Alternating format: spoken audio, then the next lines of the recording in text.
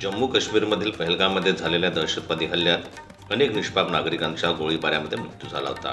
देशात उसळलेल्या संतापाच्या पार्श्वभूमीवर भारतीय संरक्षण दलाने यशस्वीरित्या पार पाडलेल्या ऑपरेशन सिंदूरच्या सन्मानार्थ भारतीय जनता पार्टी बार्हे उंबरठाण मंडल अध्यक्ष तसेच लोकनियुक्त सरपंच राजेंद्र निकोळे यांच्या नेतृत्वात बार्हे इथं तिरंगा रॅलीचं आयोजन करण्यात आलं।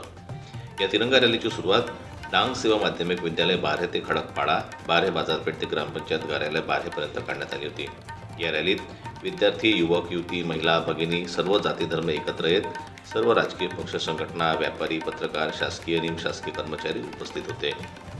त्याचप्रमाणे भारतीय जनता पक्षाचे आदिवासी मोर्चा महामंत्री NT गावित, माजी उपसभापती कॉम्रेड इंद्रजित गावित, माजी सभापती मंदाकिनी भोये, सुरगाणा मंडळ भारतीय जनता पार्टी अध्यक्ष विठ्ठल गावित, माजी भाजपा तालुकाध्यक्ष सुनील भोये, माजी जिल्हा परिषद सदस्य युवा नेते देवीदास गावित, मनोज देशमुख, हंसराज खंबाई, सुरेश वार्डे, भुसारे, मनोहर जाधव, उपसरपंच हर्षवर्धन गाई, जयराम भोये, हेमराज महाले, मनोज देशमुख, दमयंती चौधरी, चंद्रभागा ठाकरे, भामा जाधव, पार्वती घांगळे, ग्रामीण रुग्णालय बार्हे अधीक्षक डॉक्टर राजेंद्र बोरसे यांच्यासह बार्हे पोलीस ठाणे अधिकारी, कर्मचारी, महिला बांधव मोठ्या संख्येनं यावेळी उपस्थित होते।